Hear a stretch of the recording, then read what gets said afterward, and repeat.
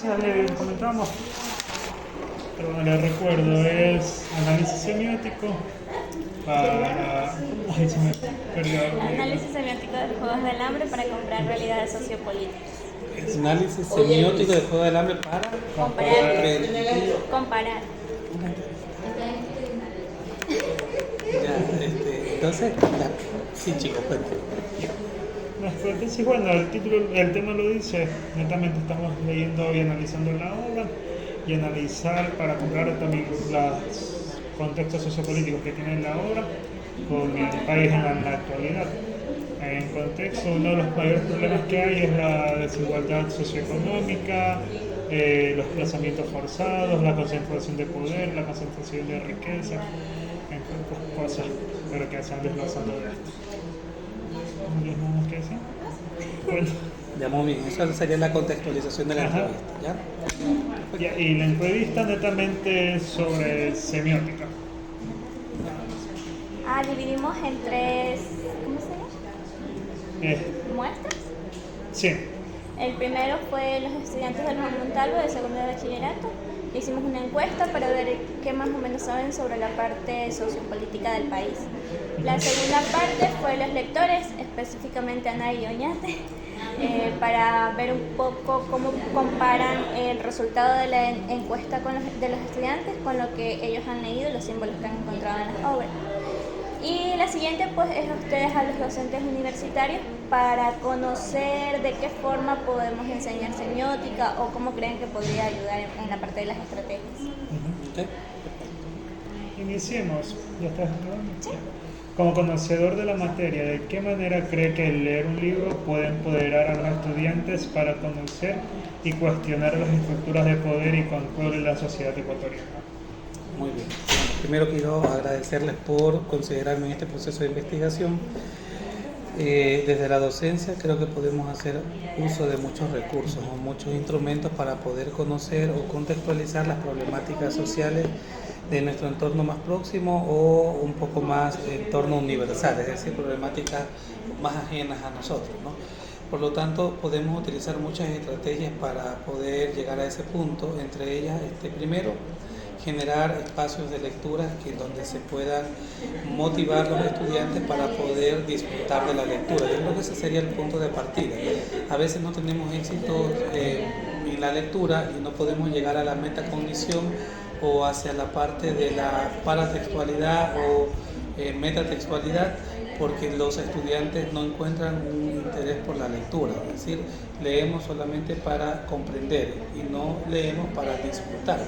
Entonces yo creo que eso sería lo primero. ¿De qué otra manera podemos hacer uso de los libros, de los recursos bibliográficos dentro de los salones de clase? Sobre todo con las metodologías que nosotros apliquemos, ¿no? Muchas veces caemos en la parte rutinaria de ser muy lineales en cuanto a la lectura y llevamos lecturas muy horizontales, ¿no? Entonces es necesario diversificar los escenarios de lectura, es necesario democratizar también el conocimiento. Eso significa que debemos escuchar todas las voces, por muy insignificantes que parezcan los puntos de vista o los criterios, nosotros debemos darle valor como docentes a todos esos puntos de vista. Incluso ir a aquel estudiante que le cuesta intervenir, aquel estudiante que tal vez no participa, no propone, no analiza, no interpreta por temor. Entonces ahí el docente debe buscar estrategias metodológicas que logren esa parte de romper barreras para el que el estudiante hable.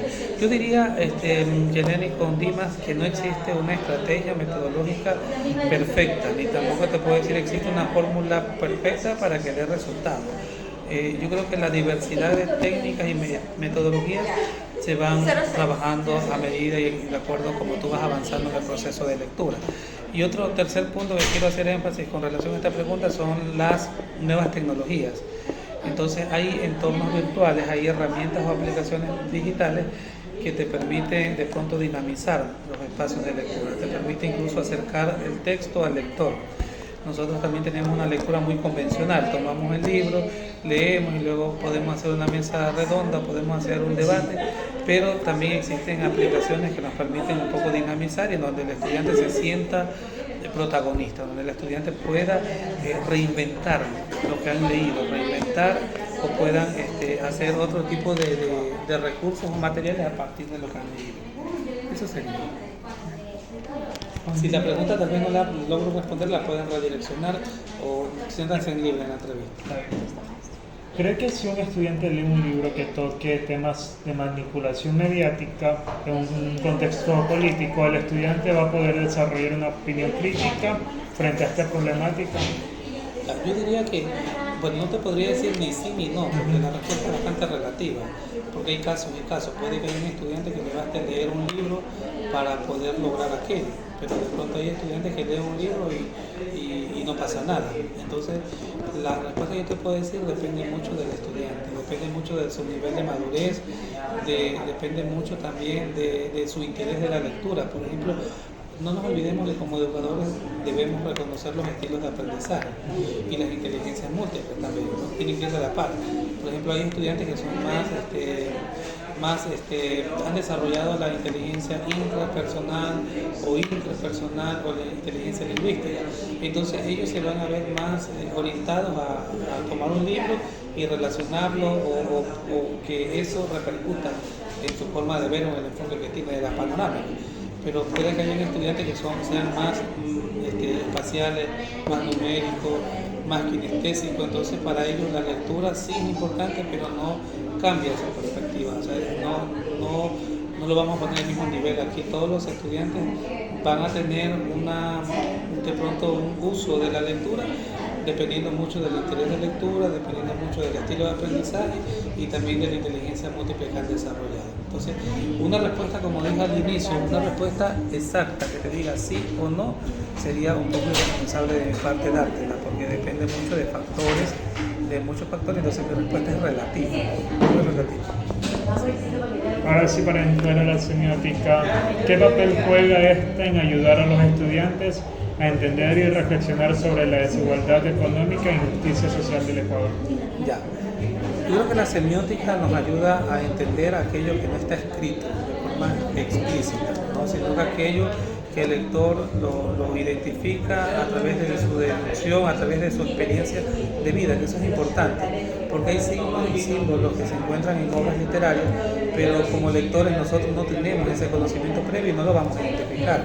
Pero de pronto si nosotros ya conocemos algo y ese algo lo podemos identificar en la lectura, es decir, a partir de la semiótica, es probable que lo logremos identificar. Entonces, los signos y símbolos, desde el punto de vista semiótico, indistintamente, allí sí puedo decir, indistintamente del nivel de lectura, porque eso también en la pregunta anterior no lo mencioné, los niveles de lectura, independientemente de los niveles de lectura, de los estilos de aprendizaje, del tipo de inteligencia, todo eso influye para la comprensión lectora y también para poder hacer ese paralelismo entre la obra y lo que me presenta en el texto. Entonces es un detonante. Yo diría que la semiótica es fundamental, es indispensable. El docente de lengua y literatura debe hacer uso del estudio de la semiótica para poder comprender lo que el texto te presenta, porque el autor de manera tal vez inconsciente, algunos autores de manera inconsciente dan una carga semiótica muy grande en su libro, porque todo gira en torno a símbolos y signos, que repito, algunos están de forma muy explícita, otras que no son, pero que dependiendo de la experiencia personal de vida o de la experiencia de vida se puede lograr identificar.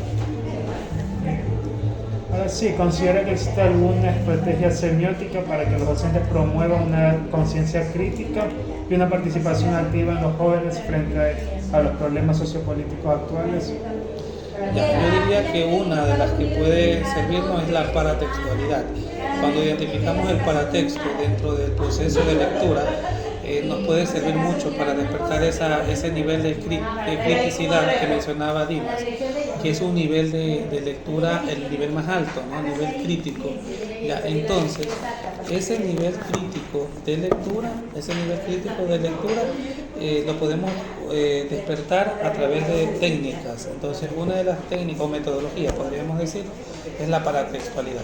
Cuando nosotros conectamos lo textual con lo paratextual, es decir, aquello que te presenta a través de imágenes, a través de colores, a través de otro tipo de ambientes que no son textuales, no son verbales, entonces te permiten desarrollar ese nivel de criticidad. Y otro dato que a lo mejor fortalezca la pregunta anterior, es si es posible, la semiología te permite llevar al estudiante hacia la criticidad, hacia el nivel crítico, valorativo, porque ustedes están trabajando con las edades de 12 a 16, 17 años, es decir, de la básica superior a bachillerato.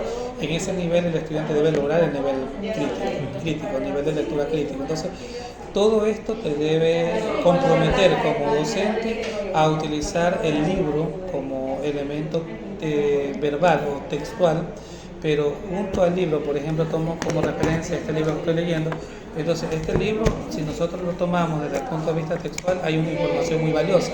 Pero si dentro de este libro yo tomo elementos paratextuales, por ejemplo, el contexto del autor, que es un elemento paratextual que no se habla mucho, pero que existe, el contexto paratextual del autor, ese elemento paratextual te va a ayudar a entender un poco el impacto de la obra en los actuales momentos, ¿no? Y también llegar a un sentido crítico. Su color, vea, por ejemplo, si tomamos la portada, nos damos cuenta que debajo de la portada existe un mapa de un Ecuador colonial, y nos damos cuenta que también detrás de la figura de Juan Bautista Aguirre existe un manuscrito. Entonces, el manuscrito me da a entender de que estábamos en una época que no estaba la imprenta, ¿no? En una época en donde todo se escribía a mano. Y la parte, si nos damos cuenta, el virreinato de Quito también nos ubica dentro de un contexto histórico. Entonces, este libro me ayuda a entender que lo que voy a encontrar en esta obra es una obra que data en la época colonial, en el siglo XVIII y XIX. Entonces, alguien que no utilice la paratextualidad o los elementos semióticos, de pronto pasa desapercibido y se está desperdiciando un valor importantísimo dentro de la obra. Entonces, nosotros a veces como lectores o como docentes de literatura descuidamos esta parte muy importante, y comenzamos a leer. Y también otros elementos paratextuales sería, por ejemplo, la presentación, el prólogo, el mismo índice, ¿no? La contraportada. Entonces, todos estos elementos son importantes. Mira, si aquí nos damos cuenta de la bandera de Guayaquil, significa que hay un contexto geográfico, significa que esta obra está relacionada a un autor de Daule. Entonces, si se dan cuenta como hay elementos paratextuales que tendrían a ser semióticos, que hasta luego que se encuentran ligados al contenido de la obra, y cómo el autor, si recibe un acompañamiento de parte del docente, cómo puede despertar interés por la lectura y elevar el nivel crítico. Entonces, todo está concatenado y va de ida y vuelta. Para terminar, ¿en qué medida cree usted que el análisis semiótico de los símbolos relacionados con los derechos individuales y libertades civiles representadas en una obra literaria puede fortalecer la comprensión y la defensa de estos derechos entre los estudiantes? Tiene que ver mucho con el tipo de obra que leamos, porque recordemos que allí están direccionando la pregunta a una obra de carácter del realismo social, ¿no? Del realismo social, donde yo puedo ver implícitos los derechos, los valores y demás. Entonces, partiendo desde allí, yo creo que es posible tomar estos elementos semióticos o paratextuales y direccionarlos hacia la intencionalidad del autor y el interés del lector. Son dos elementos importantes que deben fusionarse. La intencionalidad del autor está presente en la obra literaria, yo debo descubrirla, ¿no? Y mi interés como lector es lo que me motiva para descubrir lo que está presente dentro de la obra. Entonces, esos dos elementos al fusionarse, da como resultado el interés y el reconocimiento de valores, de derechos que están implícitos en la obra y de qué manera tú lo utilizas. Mira, y también algo importante, que detrás de una lectura, después de una lectura, usted debe motivar al estudiante hacia la toma de conciencia, que está ligado a lo de aquí, ¿no? O de qué manera la obra te ayuda a tu crecimiento personal. Entonces, Ese sería como el desenlace de una lectura a través de la semiótica o a través de la paratextualidad. De qué manera el contenido de la obra repercute en la toma de decisiones o en el cambio personal de vida. Toda lectura debe dejar huellas en nosotros. Entonces, eso ligado a la pregunta, estimado Dimas. Esas serían todas las preguntas. Yo tengo otra pregunta. Ya. Maestro, desde su perspectiva, ¿qué tanto influye la parte psicológica del desarrollo del adolescente para poder llegar a este nivel de criticidad o para poder llegar a la paratextualidad? Ok, una buena pregunta, porque la madurez psicológica no es lo mismo a la madurez intelectual. Por ejemplo, algunos logran la madurez intelectual, pero después no están en un proceso de madurez psicológica o lo contrario.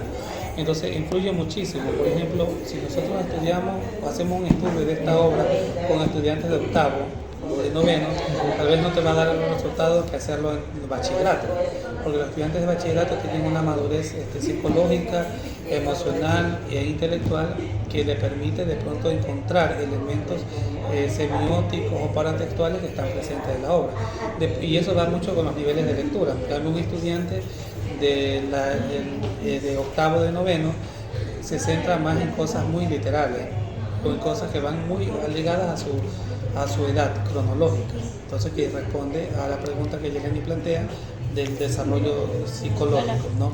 Entonces, todo esto, yo diría que en resumen, una lectura con resultados del nivel crítico que tome como elementos semióticos paratextuales depende mucho del nivel cronológico del estudiante, guión, desarrollo psicológico e intelectual del mismo, ¿no? Del individuo. Segundo elemento, el interés del lector, es decir, que hay estudiantes que les gustan ciertas obras, a otras obras que son de pronto más atractivas para ellos. Y el tercero, que los ubica en el mismo nivel, el estilo de aprendizaje y las inteligencias múltiples. Entonces son tres elementos, tres dimensiones que repercuten o influyen directamente en el proceso de lectura. El nivel cronológico, guión y el desarrollo psicológico del estudiante. El segundo sería el interés del lector por los diferentes tipos de lecturas que existen. Y el tercero, los estilos de aprendizaje junto a los inteligencias múltiples. Sí, eso sería. Maestro, otra pregunta. Desde su experiencia, ya nos señaló algunas estrategias que podríamos utilizar. Pero desde su experiencia, ¿cuál le funcionaría más? Nosotros estamos proponiendo un círculo de lectura. Sin embargo, en base a las entrevistas que les hemos hecho a los otros docentes, también nos señalaron y nos sugirieron debates. Y en el caso de la profe Anita nos sugirió tipo un conversatorio, pero guiado con imágenes. Entonces, desde su experiencia, ¿qué estrategia utilizaría para enseñar semiótica, específicamente con este libro y la comparación que queremos hacer con la realidad sociopolítica? Perfecto. Yo trabajaría con un taller de inteligencias múltiples, por ejemplo, en donde el estudiante represente la obra o el contenido de la obra a través de la inteligencia que ha desarrollado. Por ejemplo, un taller, ¿no? Algunos pueden hacerlo a través de pintura, a través de gráficos, que eso es semiótica, ¿no? El contenido de la obra a través de la representación gráfica de cualquier elemento, de cualquier personaje, de cualquier escena, etc.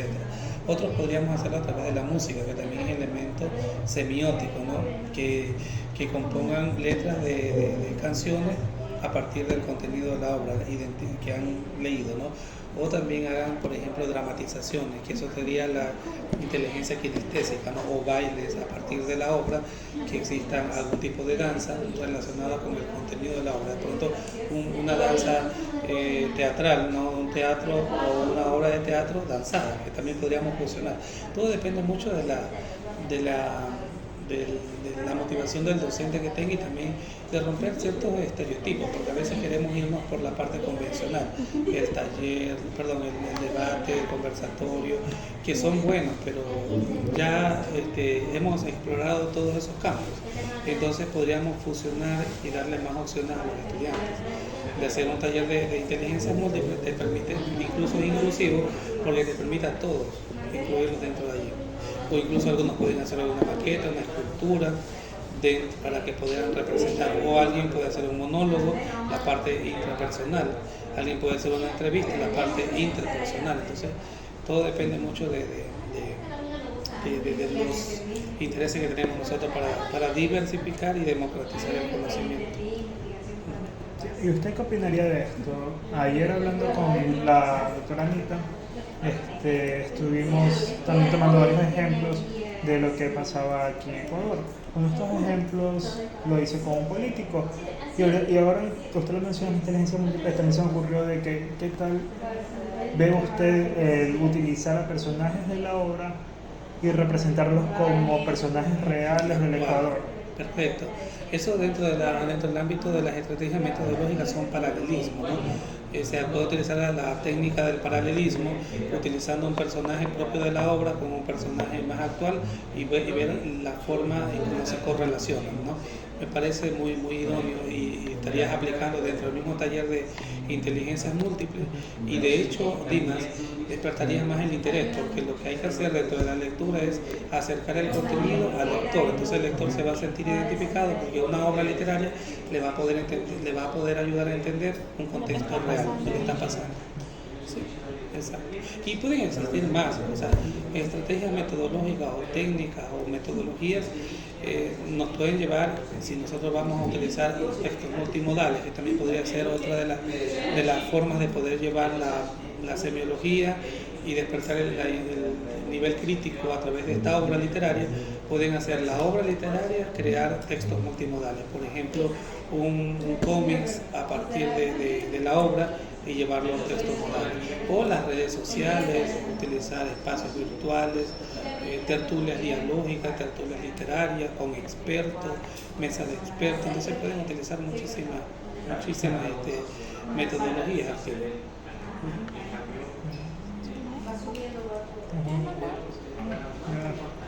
Bueno, entonces yo les felicito por el trabajo y me alegro que estén avanzando.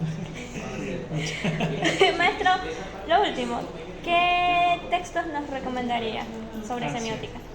Sobre semiótica tenemos los de Humberto Eco, los de Barthes, que son los universales, los reconocidos universales. Yo creería que si leemos eso podemos entender ahí. Los demás son réplicas de lo que dicen ellos. Humberto Eco, ¿cuál más? De Barthes.